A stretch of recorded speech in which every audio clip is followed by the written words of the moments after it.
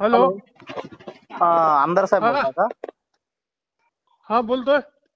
साहेब आकाशराव आडगावकर बोलतो, समता परिषद शहर अध्यक्ष अंबड. बोला भाऊ बोला. तुम्ही मराठा समाजाला पाठिंबा दिल्याबद्दल त्याबद्दल आभार, पण ओबीसी समाजाला पण तुमचा पाठिंबा असणं गरजेचं आहे. मग आमचा पाठिंबा आहे ना. आम्ही थोडी म्हणलं की आम्ही सांगितलं स्वातंत्र्य आरक्षण द्या.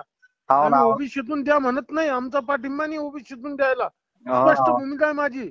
हो ना, तेच म्हणलं, कारण की टोपे आरक्षण. साहेबांनी दिलं, मी नाही दिलं तसं पत्र.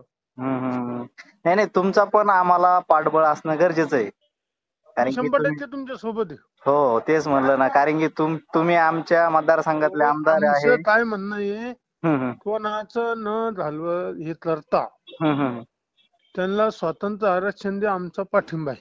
हो ना, हो ना. आम्ही कुठेही म्हटलं नाही ओबीसीतून देऊ, याच्यातून देऊ म्हणून. नाही नाही, तुम्ही जसं कुठेही नाही साहेब ऐका ना, तुम्ही जसं आता मराठा समाजाचं पत्र दिलं ना, तसं एक ओबीसी समाजाला पण द्या ना. एक जरा आमचं पण जर मनाला वाटन ना की नाही बाबा काय साहेब. कसं लागतं पत्र तुम्ही घेऊन जा.